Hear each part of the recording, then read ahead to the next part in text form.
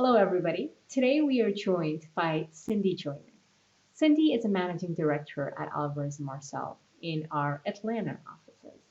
And Cyndi leads the corporate and performance improvement practice in the East region of the US. Cyndi has more than 20 years of experience in operations and consulting, and most recently has led a $100 million cost takeout and procurement transformation for a major US bank.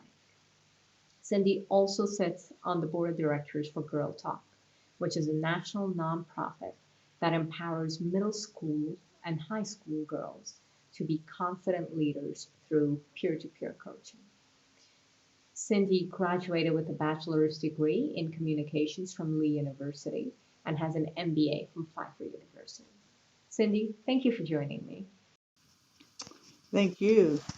Yeah, I'm so happy to be here and spend some time with you talking about one of our most favorite topics, celebrating women. I'm looking forward to the conversation. It's great to have you, Cyndi. And we've talked about this so many times in the past. You can never have enough of these conversations because there are so many wonderful and inspirational stories that need to be told that, frankly, there's just not enough time. So we appreciate you taking the time today. So, Cyndi, you've had a very, very interesting career. From a country music DJ to an agency media buyer to banking to procurement specialist to supply chain guru. I mean, you've pretty much seen it and done it all. Tell us a little bit about your journey and about how you ended up where you are today. Sure. Yeah, it is quite a different background.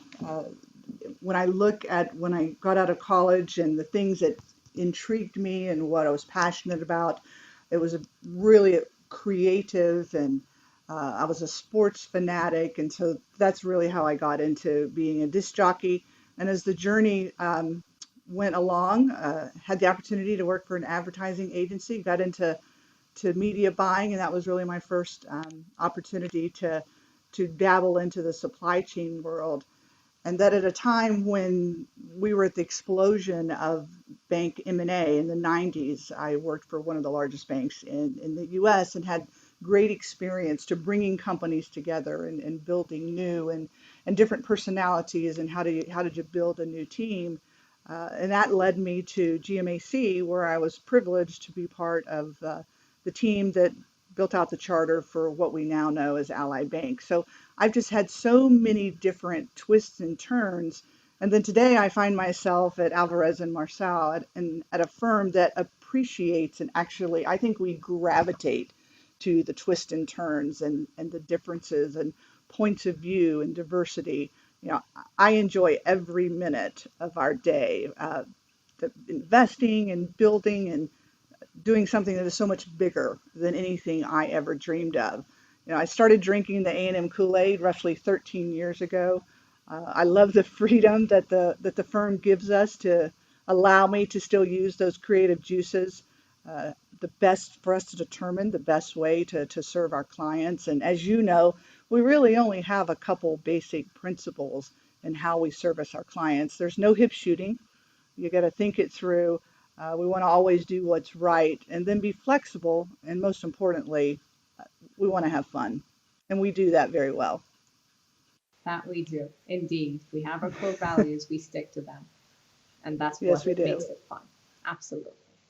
So, Cyndi, you do a lot of work in supply chains, and frankly, the pandemic has caused a lot of disruption and a lot of upheaval in supply chains across the world. So, talk to us a little bit. Tell us a little about what you see happening in your world and how some of the clients are reacting to this, and what you think some of the longer term impacts of the pandemic could be on supply chains across the world. Sure. And that's a topic that you and I could spend the rest of the day into the week talking about. Supply chain has never been any more front and center than we are today, and having such a great impact on each one of our lives, whether it be at a corporate environment or whether it be in your personal life. Consumer products, home improvement, all of those industries have been impacted. And and of course, there are industries that have been negatively impacted, but a couple of things that we're seeing in dealing with our clients is first and foremost, not only a shortage of some supplies, but also, the cost associated with changing the product. How quickly can we get it to market? Transportation costs are going out the roof. There's capacity issues in transportation. So, that's an area that we're seeing a lot of clients struggle with. Quite honestly, some have been caught flat-footed without another alternative for supply. You're starting to see organizations push out into their ecosystem of how do they run their business. So maybe they're looking at their suppliers and how can they, interact and how can they leverage those relationships. Supplier risk is at an all-time high. Uh, some organizations have not built in the transparency or the visibility into their supply chain. Not only do they not have the proper controls in place into their own supply chain, but also the controls in place that they need to the suppliers that they're working with. Um, Organizations are trying to shift to be more agile. We've got to get out of this, rigid boundaries and silos, within the supply chain. Uh, we're doing a lot of assessments around end to end, looking at the supply chain and how do we de-risk it. How, we're running some scenarios with organizations and coming up with ways to avoid, the disruption. Risk used to be a bad word. Now it's one of the top words and the top functions, in supply chain. So there's a lot of moving parts. I think what we're going to see going forward uh, is this customer experience. How do we do everything in supply chain to enhance that customer experience? You're seeing the need to grow revenue, and that's coming through supply chain on the cost side. So there's a lot still ahead. Digitization, it might have been at the bottom of a list for supply chain initiatives. Now it's at the top of the list. You're seeing supply chain executives having a lot more conversations with CIOs and with CFOs. And then you're bringing the human capital aspect into the conversation. So I think we're just at the tip of the iceberg of how you're going to see supply chain in general continue to move through the disruption that's still ahead. Very interesting. It sounds like supply chain in many ways had almost become a support function, something that was pushed all the way to, optimize it as much as possible, keep it as tight, keep it as rigid as can be, because it really just needs to support it, deliver just in time, do what needs to happen. And I think what you're saying is that has fundamentally changed now. This has become much more strategic to the organizations. We have to take much more of a view where you can look through not only one, but two or three levels of the suppliers. You need to create Mhm. multiple, let's say, sets of our points of redundancy in there, because we're realizing now that really and truly having flexible supply chains can give you a competitive advantage in a world where there's so much uncertainty and where I guess we simply have no idea when the certainty will return. So I Right. hear you. Absolutely.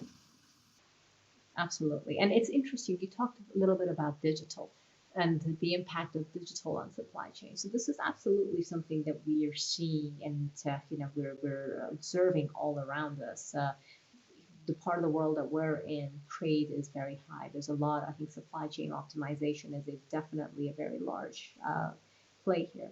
Would love to hear a little bit more about, specifically on the digitization part. What are some of the interesting new trends that you're seeing that are being accelerated in pushing it forward?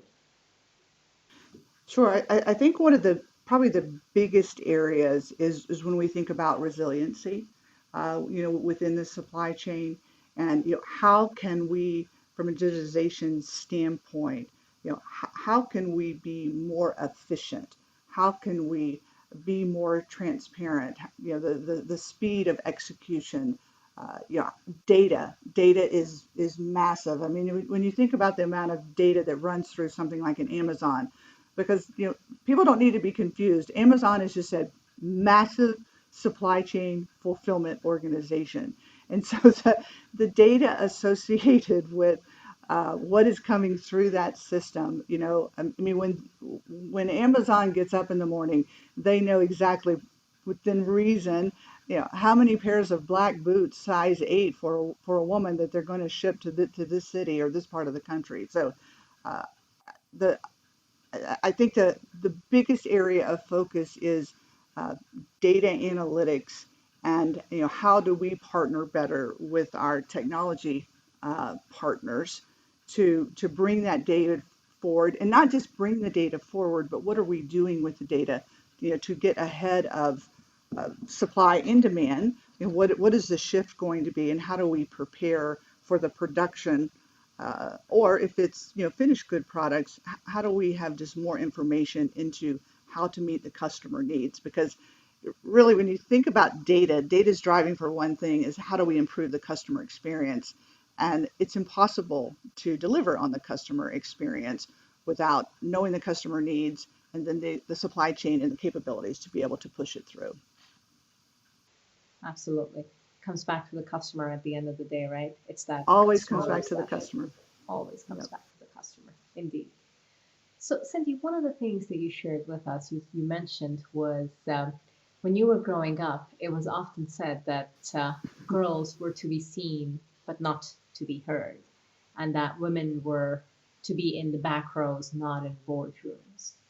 Share with us a little bit more around what it was like when you were growing up, and perhaps some of the early days when you started work, and how that's evolved over time. Absolutely. Um, I know women aren't supposed to talk about their age, but I think there's great beauty in age, and definitely wisdom.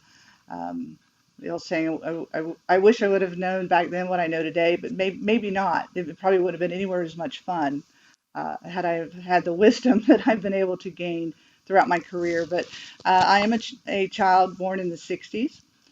So I think you have to put perspective on that, and where we were in the movement, if that's a word we want to use. Maybe we don't want to use that word. And then, fast forward to I started my career in the 80s, and we were striving. We weren't even trying to move from the back row to the boardroom. We were just trying to get in the room, first and foremost. And it was a big shift of, with women. And I personally never felt like that I was held back by anyone. I was the one that was holding myself back. And I come from a long line of very, very strong women. My grandmother back in the 30s planted strawberries in their backyard, enough money to buy the family's first car. So it's ingrained in me, this uh, there's not anything that you can't do. But I think the early days, we have to take responsibility, because it was as much about us learning how to be comfortable in that environment, learning how to have a voice. You know, I talk a lot about the importance of voice, and sometimes the loudest voice is the one that doesn't.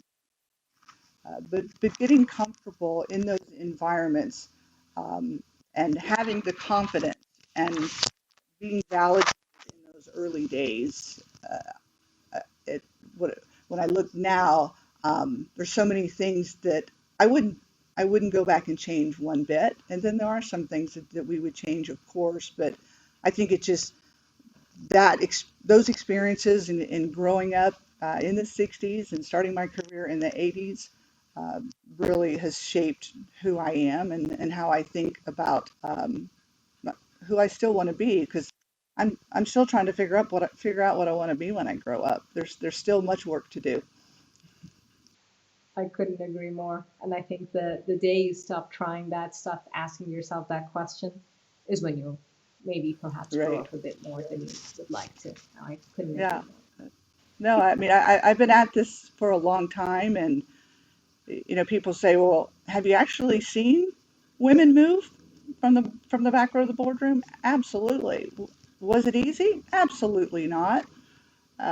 Has it been worth the setups, and have they outweighed the setbacks? Definitely. And it's not just um, about the 60s or the 80s or the 21st century.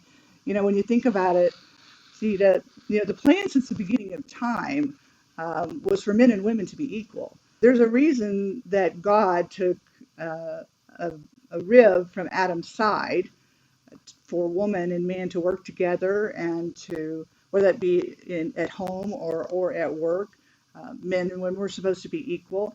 I think it's important to notice he didn't take a bone from his foot, nor did he take a bone from his head to be beneath him or to be above him. But it was always part of the plan that women would work side by side, with men for the advancements of society. Absolutely. Very nicely said. And, we always talk a lot about women and we always talk a lot about helping women succeed and grow. We don't always talk about the men who are also living through this change and who are also equally involved and equally essential in making sure that this shift Mm-hmm. happens in the society. Uh, would love to hear some of your views on that. Well, I think that's a very important topic that we probably don't spend enough time talking about. We talk about the growth of women, and I'm so proud to be part of that generation that cut the path, not just for women, but also cut the path for men. When I look at women today and the things that they're doing and the things that they believe they can do. I mean, they bleed with confidence and grit and high intelligence and EQ, and they're vulnerable and they have courage to be vulnerable and they're empowered to give their whole self and their whole heart. Well, guess what? The guys are too. And they need to be supported, maybe in some respects, just like I needed to be supported back in the 80s. I needed that confidence and I needed that validation as I'm navigating, the different twists and turns. Well, the traditional role at home and at work of men and women is changing, drastically. I find great joy watching our young men as they take on more and more family responsibilities. They're advocates for their mothers and their wives and their sisters and their daughters. And I think we're missing it if we don't celebrate them too. And it's going to continue to change. Society is going to continue to change. And, that's just called life. But we're missing the mark if we don't pause and make sure we understand and have appreciation for the role that they're playing in driving parity in the workplace. I mean, they're our allies. It's not a me versus them. I mean, we're in this thing together. And statistics show that when when men are involved in diversity and inclusion, the organization is 96% successful. When they're not involved in those conversations, that drops to 30%. So you see the power that we bring to the conversation together for the next generation. It is really important, and it's not going to be done by one. It's going to be done by many, and that's many women and men. Yeah, no, I think that those are some very, very compelling statistics indeed.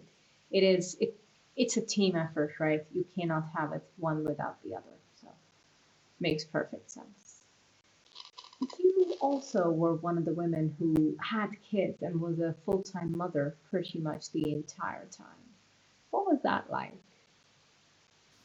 Well, that's probably where some of my greatest learnings have come, and some of my proudest moments have come and continue to come. Uh, I remember going back to what I said a little bit ago, and I think this manifested itself when I started my family, this need for validation and increasing confidence and trying to break the stereotype. Um, I remember being asked by my male boss when I was pregnant with Blake, I guess you're not coming back to work, right? After you have your baby. And I said, well, of course I am. Of course I'm coming back. And then he proceeded to say, well, in that case, let's talk about a possible opportunity in a management position. And I want to tell you a little bit about it. And so he shared with me and described what the role would look like. And then he said, so do you think you are interested? Do you think you could do it? And my response was, I don't know. Do you think I can do it? And it was like that moment in time where it's like, what did I just say? I mean, I wasn't secure enough to get off of the back row and move up towards the boardroom. And that was in full display, at that moment in time. Even though I had grown up being very, very competitive, playing team sports, I froze at that moment. When it was time to hit the shot, I didn't even hit the backboard. I mean, I was just was so, maybe I was just so shocked that he believed me that I was going to come back. And so I remember coming back from maternity leave, and it was like a light bulb went off in my head. And it said, now is the time. My competitive spirit kicked in, and I changed my thinking, and uh, I wanted to be in the game. More importantly, I wanted to be the game because I knew I could win the game. And so I started embracing this concept of, yeah, I'm imperfect, uh, but I'm strong, and I'm just me, but that's enough. And so fast forward 33 years later, um, that light bulb that went off that day still lights my path. But it was a defining moment in my career. And I can promise you, I've never said that again. Do you think I can do it? It doesn't mean I may not have thought it at times, but I don't say that anymore. Yeah. Look, you're absolutely right. And there's so many women who say that when they are put on the spot, when they're asked similar questions, they don't necessarily jump up there and just grab the opportunity by the horns and say, yes, absolutely, I can do it. They are perhaps a bit more thoughtful and a bit more introspective than some of the other counterparts would be, and it unfortunately quite often hurts them.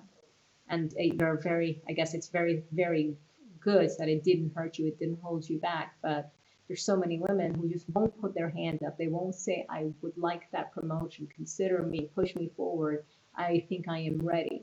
So, absolutely, I think this is something that we as women need to just work together on. Again, both men and women, but help women be the best version of themselves that they can be, and try to frankly reach for however and wherever they would like to go. So any advice that you would like to give to a lot of the younger women and men who are earlier on in their careers and have their sights set on achieving high ambitions? I do. First of all, you can have it all. Make no mistake. You can raise families. You can build businesses. You can lead organizations. And you can do it on your own terms. Don't feel like you have to fit into a particular type of mold or particular way of doing things.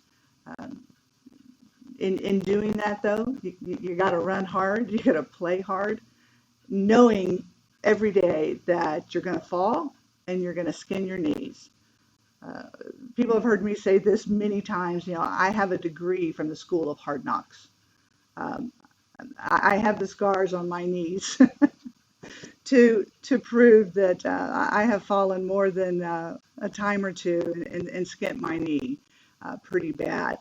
But there's a saying that the NFL Hall of Fame coach Vince Lombardi was quoted that it's not whether you get knocked down, it's whether you get up, and you always have to get up. Uh, and some you may say that the harder the fall, the greater it is. When you get up, but don't be afraid. There's no room for fear. There's nothing that is outside of of the boundaries. I think it's not by chance that God gave us two ears and one mouth. Listen more, reserve your voice for truth. Words are very, very powerful. They can define who you are.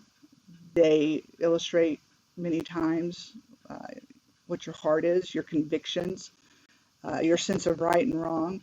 And you don't have to speak to be the loudest person in the room, nor do you have to speak to control the conversation. Uh, I encourage everyone to follow your heart, but be sure to keep your brain in the sidecar because you need both. You need a big heart, and you need the smarts and the thought and the purpose. Um, and we have to remain humble. Don't get ahead of yourself. Don't get the big head. It does truly take a village in all aspects, of your life. And as we are celebrating women in particular, one of the things I wish I would have done more of earlier on in my career is support women. Pick up the phone and call somebody that's very, very close to your heart and means a lot to you and tell them that. Tell them they're doing a great job. Give them words of encouragement. Take the time to reach out to someone because it matters. It matters a lot. Wonderful words. Thank you, Cindy. It's been an absolute pleasure having you here with us today. Thank you.